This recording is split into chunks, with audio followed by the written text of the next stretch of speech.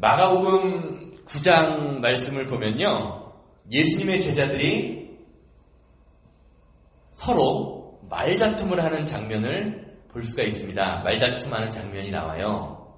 그런데 그들이 싸운 이유가 무엇이냐? 바로 천국에서 누가 큰 사람인가라는 문제 때문에 서로 싸워요. 제자들의 생각에는 이런 생각이 있었을 거예요. 이 세상에서 하나님의 일을 많이 하고 하나님께 충성하고 하나님께 헌금도 많이 하고 열심히 신앙생활을 한 사람, 그 사람이 하나님의 일을 많이 했기 때문에 이 다음에 죽어서 천국에 가면 그것에 대한 보상으로 천국에서 다른 사람들보다 더 많은 권세와 명예를 누릴 것이다 라고 생각을 한 거예요. 예수님께서는 인간의 모습을 입고 인간의 모습으로 오심으로 말미암아, 이 세상에 오심으로 말미암아 내려놓음과 자기 부인 그리고 십자가에 달려 돌아가심으로 우리에게 구원을 주시기 위해서 이 땅에 오셨는데, 예수님의 제자들의 모습 속에는 여전히 예수님을 따라다니기는 하지만 하나님 나라와 능력을 바라보는 그 시선이 세상 사람들과 하나 다를 바가 없었다라는 것을 마가복음 9장은 이야기해주고 있습니다. 사실 제자들이 이런 싸움, 말다툼을 한 속사정은 어떤 것이 있어요. 그들의 마음속에는 내가 예수님을 따라다니니까 내가 나중에 천국에 가거나 아니면 예수님이 정치적인 권력을 획득했을 때 내가 더 커지고 싶다라는 욕심이 그들의 마음속에 자리 잡고 있었던 거예요. 제자들은 그렇게 다투고 있었지만 예수님은 그렇게 싸우는 제자들을 보고 어떻게 말씀하셨을까요? 아는 분 계시나요? 뭐라고 말씀하셨을까요? 그렇게 싸우는 사람들 보고 이렇게 말씀하세요. 9장 37절 한번 보세요. 어린아이를 하나 데려다가 무릎에 앉히시고, 예수님 무릎에 앉히시고 이렇게 얘기하세요. 누구든지 내 이름으로 어린아이를 영접하면 곧 나를 영접하며, 누구든지 나를 영접하면 나를 영접함이 아니요 나를 보내신 이를 영접함이니라. 예수님께서는요, 지금 제자들이 누가 크고 어떤 사람이 크고 어떤 사람이 작은 사람인가에 대해서 싸우고 있는 제자들을 향해서 뭐라고 얘기하시는 거예요? 다른 사람을 섬길 줄 아는 사람이 큰 사람이다 라고 말씀하고 계시는 거예요. 세상적인 관점은 어떻습니까? 대접을 받는 사람이 높은 사람이고 큰 사람이고, 그렇게 생각해서 많은 사람들이 대접을 받으려고 노력하지만 이와는 다르게 예수님이 바라보시는 관점은 다르다는 거예요. 내가 대접을 받을 자리에 있음에도 불구하고, 내가 큰 사람임에도 불구하고 작은 사람을 섬기는 사람이 어떻다는 거예요? 정말로 큰 사람이라는 거예요. 작기 때문에 섬기는 것이 아니라 내가 크기 때문에 섬길 줄 아는 사람이 큰 사람이라고 이야기해 주고 계십니다. 사랑하는 여러분, 믿음, 예수님은 이것을 통해서, 이러한 어린아이를 데려다 놓고 말씀하시는 말씀을 통해서 이런 말씀을 해주고 계세요. 믿음이라는 것은 눈에 보이는 것에 집착하는 것이 아니라 우리 안에 숨겨진 것을 볼 수 있는 능력이다라고 말씀해주고 계세요. 옆에 계신 분 한번 보시기 바랍니다. 무엇이 숨겨져 있나? 뭐가 옆 사람에게 숨겨져 있습니까? 여러분, 자녀에게, 옆에 있는 성도에게 과연 무엇이 숨겨져 있나요? 그것을 볼 수 있는 것이 믿음이라는 거예요. 오늘 본문 말씀, 우리가 너무나 잘 아는 말씀이죠. 다윗과 골리앗의 싸움, 그 전초 장면, 싸움의 장면이에요. 싸우기 전에 다윗이 막 열받는 장면이에요. 이 장면도요, 오늘 이와 같은 작은 것을 볼 줄 아는, 보이지 않는 것을 볼 줄 아는 장면, 것으로 해석하고 바라보기를 원합니다. 다 아는 것처럼, 제가 말씀드린 것처럼 오늘 말씀은요, 이스라엘 군대와 블레셋, 이스라엘의 아주 큰 라이벌 중에 하나죠. 오늘 이 시대가 살아가는 세상 가운데 보면 뉴스에서 나오는 팔레스타인이라고 불리우는 블레셋이 전쟁을 하는 장면이에요. 그런데 이스라엘 백성들이 전쟁에 나가서 싸우지를 못하고 있습니다. 왜 그렇습니까? 바로 골리앗이라는 사람 때문입니다. 키가 한 2m 70 정도, 9척이라 그러니까 9자라 그러니까 39, 27, 쉽게 말해서 한 2m 70 정도 되는 아주 거인이지요. 이 골리앗이요, 블레셋의 진영에서 나와서 소리를 지르면서 이렇게 얘기해요. 자기와 싸울 수 있는 사람은 다 나와봐라. 그래도 아무도 안 나오니까 어떻게 해요? 야, 너희들 하나님 믿는다고 하면서 하나님 믿는다는 백성이 그것밖에 안 되냐라고 이야기하면서 이스라엘 백성들을 조롱해요. 그럼에도 불구하고 그 크기에 눌려서 아무도 겁이 나서 싸우러 나가지 못하는 장면이에요. 심지어는 평생을 전쟁을 했던 사울 왕조차도 무서워서 덜덜 떨고 있는 거예요. 이스라엘 백성이요, 눈에 보이는 골리앗의 힘과 크기에 눌려서 아무것도 하지 못하고 있는 상황이에요. 저는 말씀을 준비하면서 이 말씀을 보면서 이미 싸워보지도 못하고 이스라엘 백성들은 졌잖아요. 진 거나 마찬가지잖아요. 싸웠기 때문에 진 것이 아니라 싸우지도 못하고 진 이스라엘 백성들이 무엇이 하나님의 사람들을 이렇게 만들었을까라는 생각을 한번 해보았습니다. 그 답은 우리가 너무나 잘 알고 있지요. 그것은 바로 눈에 보이는 골리앗의 사이즈, 크기 때문에 그렇습니다. 그저 그냥 평범한 이스라엘 사람들과 비교해 볼 때, 내 모습과 비교해 볼 때 골리앗의 크기가, 사이즈가 너무 큰 거예요. 그 힘이 자신들보다 훨씬 더 커 보입니다. 그런데 이 문제는요, 단순히 육체적인 그 사이즈의 문제만이 아닙니다. 눈에 보이는 크기, 힘에 집착하다 보니까 그들의 뭐가 무너졌어요, 지금? 그들의 마음이 무너졌어요. 그들의 신앙이 무너져 버렸습니다. 그들을 도우시던 하나님에 대한 생각이 없어져 버린 거죠. 사랑하는 여러분, 우리가 이 세상을 살아가면서 골리앗과 같은 커다란 권세, 내가 감당할 수 없을 것 같은 권세를 만날 때가 얼마나 많이 있습니까? 나보다 더 크고, 나보다 더 능력 있고, 나보다 더 많이 가지고, 나보다 더 많이 배운 사람들, 아니면 내 힘과 능력으로는 도저히 해결할 수 없을 것 같은 수많은 문제들. 아니, 한번 생각해 보세요. 내 마음조차도, 내 생각조차도 내 뜻대로 할 수 없을 때가 얼마나 많이 있나요? 이런 적 한 번쯤은 있으시잖아요. 아니, 지금도 그런 문제에 빠져 계신 분들도 아마 있을 거예요. 이런 것들이 저와 여러분들의 삶을 힘들고 어렵게 만들 때, 마음이 어려워질 때, 우리의 생각은, 우리의 믿음은 어떻게 되었습니까? 되고 있습니까? 오늘 본문에 나오는 이스라엘 백성들과 좀 다르게 반응하시는 분들이 있으신가요? 다른 사람들의 삶의 크기와 나의 크기를 비교할 때, 다른 사람들의 힘과 나를 비교할 때 눌리고 위축됨을 한 번쯤은 다들 경험해 보시지 않으셨나요? 어떠십니까?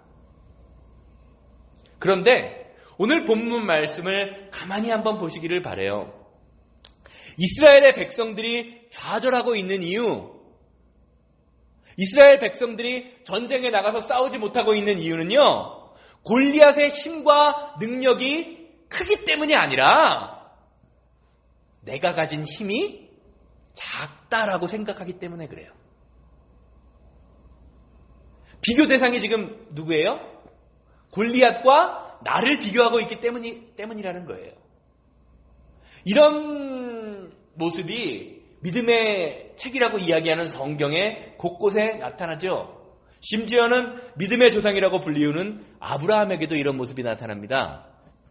창세기 12장을 보면요, 1절부터 3절까지 하나님이 아브라함을 선택하셔서 야, 이제는 본토 아버지 집을 떠나서 내가 명하는 땅으로 가라. 내가 너를 아주 축복해주고 믿음의 근원이 되게 하겠다. 그렇게 얘기를 해요. 그래서 아브라함을 가나안 땅에 보내십니다. 그런데 12장 10절 말씀을 보면요, 아브라함이 가나안 땅에 내려간 지 얼마 안 돼서 가나안 땅에 가뭄이 들어요. 비가 안 와요. 그러자 아브라함은요, 그 자리에 있어야 하는 아브라함이 가뭄이 드니까 먹고 살기 힘들다고 어디로 도망을 가냐면 애굽으로 피난을 가요. 그런데 아브라함에게 한 가지 걱정이 있어요. 바로 그의 부인, 아내 사라예요.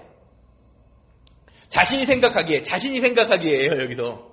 자신이 생각하기에 부인이 너무 아름다워서 자기 부인이라고 하면 자기를 죽이고 그 아내를 뺏길까봐 걱정을 해요. 자기 아내가 한 60, 70 됐을 텐데 걱정이 드는 거예요. 그런 걱정이. 왜? 자기 생각에 그런 생각이 드니까. 그래서 어떻게 합니까?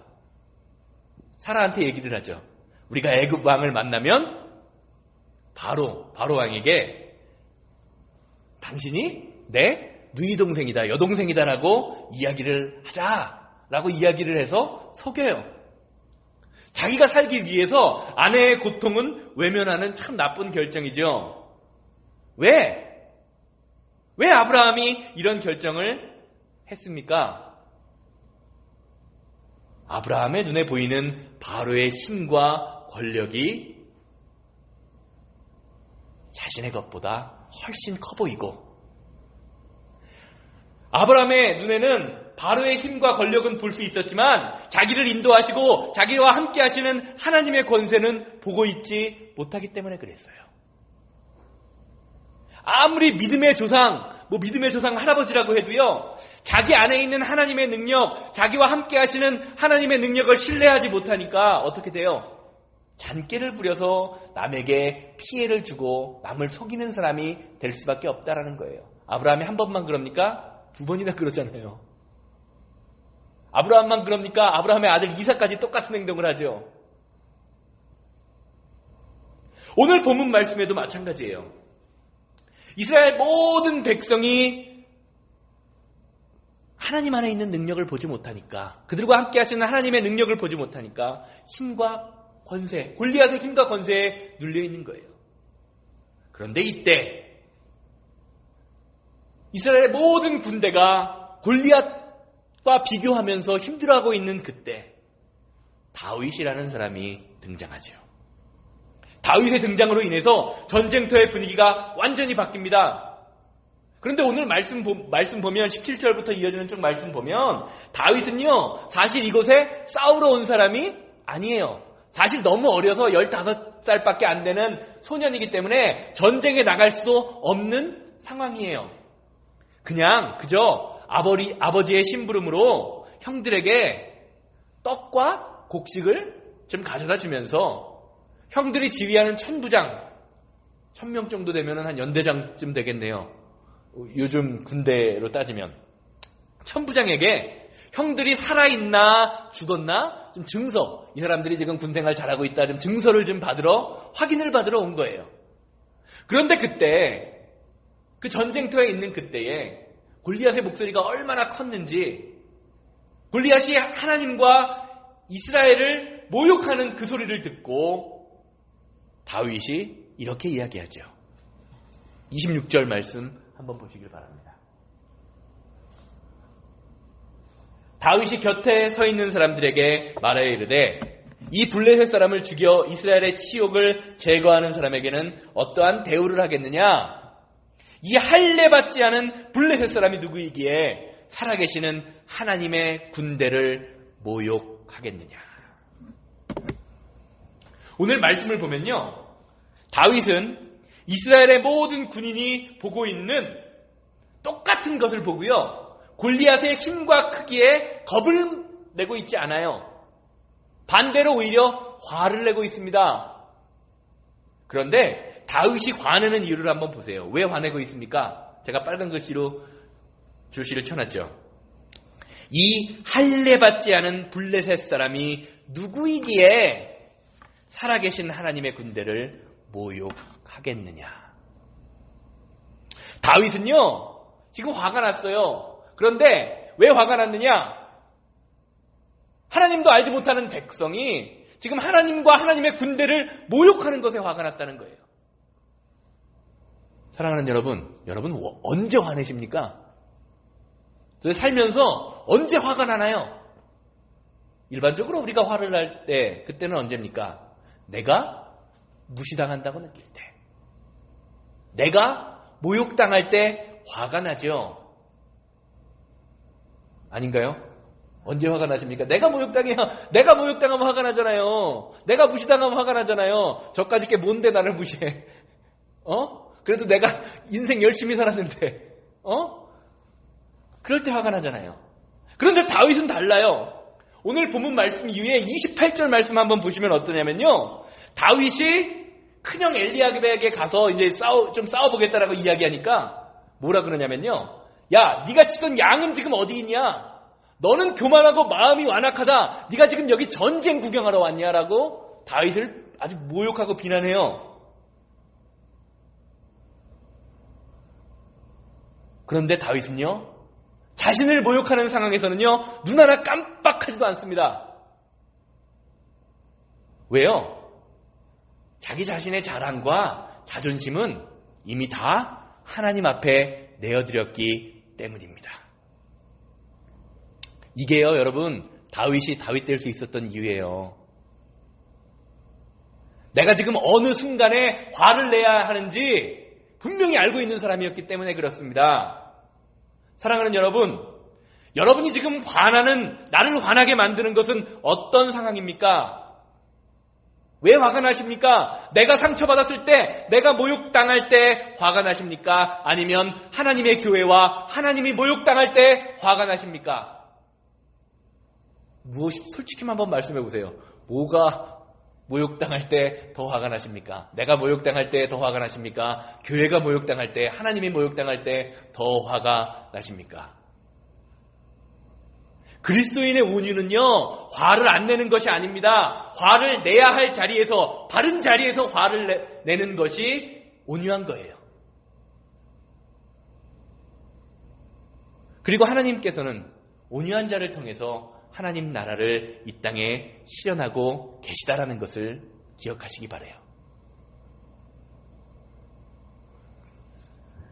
자, 그렇다면 여기서 궁금한 점이 한 가지 있죠. 어떻게 다윗은 이스라엘의 모든 군대가 두려워서 떠는 골리앗 앞에서 담대할 수 있었을까요? 어떻게 다른 사람들은 다 두려워 떠는데 그 앞에 나가서 싸울 생각을 할 수 있었냐라는 거예요. 그 이유는요, 지금 다윗이 이스라엘 사람들이 보지 못하는 것을 보고 있기 때문입니다. 그것은 우리가 너무나 잘 아는, 머리로는 너무나 잘 아는 살아계신 하나님의 능력이에요. 오늘 말씀을 보면 다윗은 이스라엘 군대를 모욕하는 골리앗에게 화를 내면서 뭐라고 이야기하죠? 살아계시는 하나님이라고 고백해요. 살아계시는 하나님. 그리고 하나님께 속한 이스라엘의 군대를 무슨 군대요? 하나님의 군대라고 고백하고 있어요. 이스라엘 백성이나 다윗이나 똑같은 하나님을 알고 똑같은 성경을 보고 똑같은 하나님을 믿고 있다라고 이야기하지만 다윗의 고백과 이스라엘 백성의 고백이 완전히 달라요. 다윗은요, 지금 이스라엘 백성들이 보지 못하는 자신의 삶에 함께 하셔서 자신의 삶에 간섭하시는, 나를 도우시는 하나님을 보고 고백하고 있어요.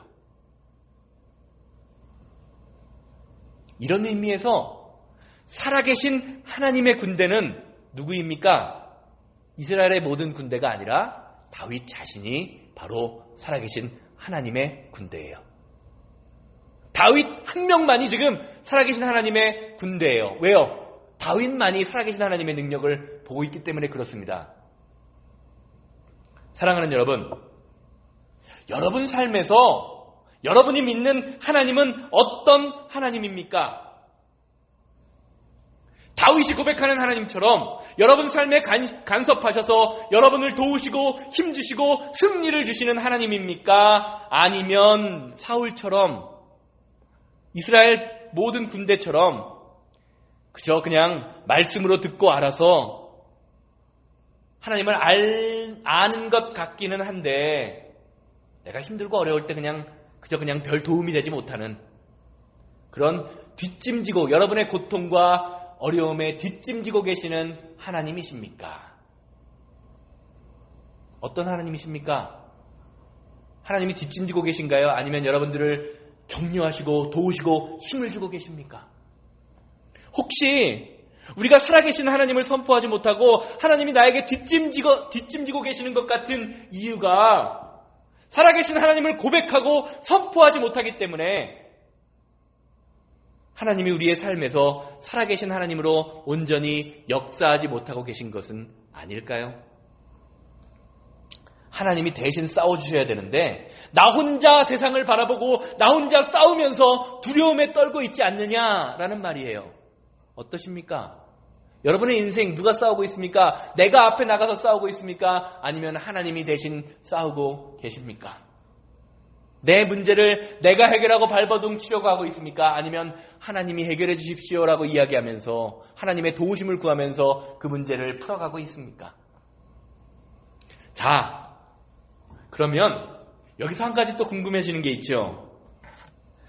어떻게 이스라엘의 모든 백성들은 하나님의 능력을 보지 못하고 다윗처럼 그렇게 보지 못하고 골리앗과 나를 비교하면서 내가 작기 때문에 고통받고 있는데 왜 다윗은 남들이 보지 못하는 하나님의 능력을 볼 수 있을까요?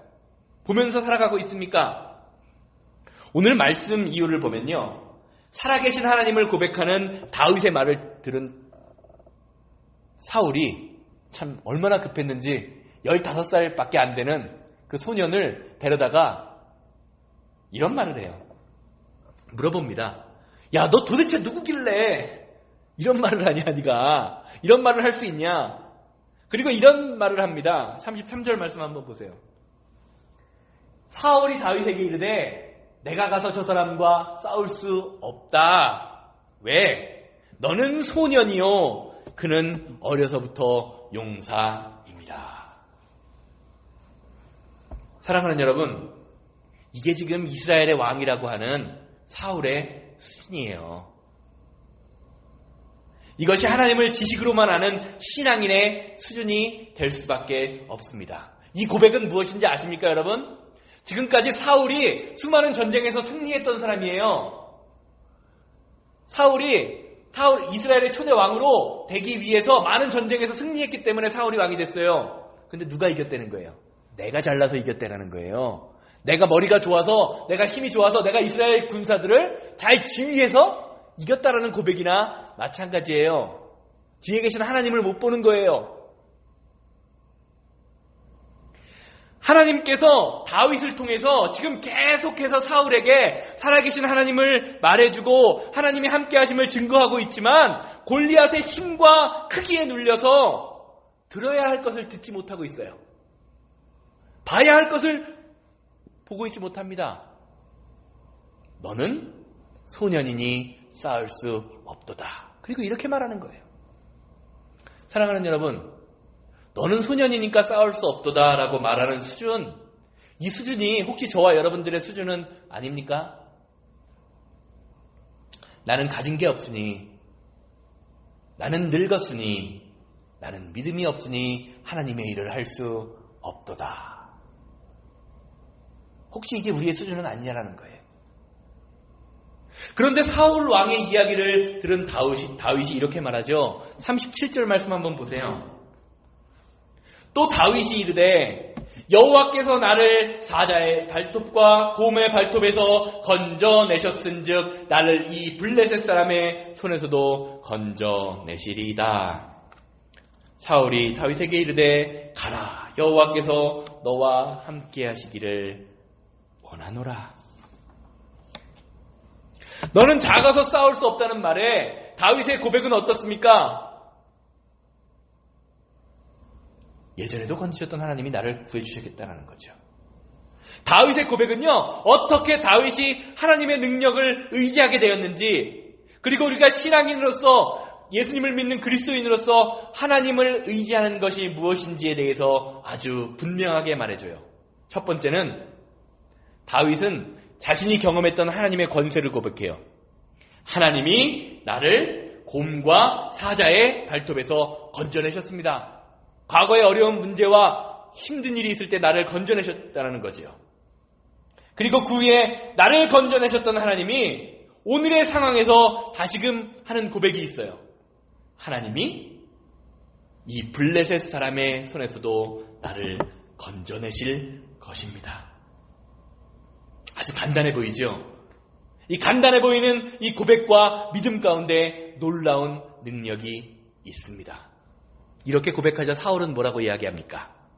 가라, 너의 하나님이 함께 하시기를 원하노라. 사울도 하나님을 고백하고 있죠. 그런데 그 하나님이 지금 누구의 하나님이에요? 나의 하나님이 아니에요. 너의 하나님이에요. 지금 사울이 믿는 하나님과 다윗이 믿는 하나님이 분명히 다르다라는 거예요. 똑같은 하나님을 고백하고 있는 것 같은데 사울은 자기 입으로 고백하는 거예요. 내가 믿는 하나님하고 네가 믿는 하나님 바라보는 그게 다르다라는 겁니다, 여러분.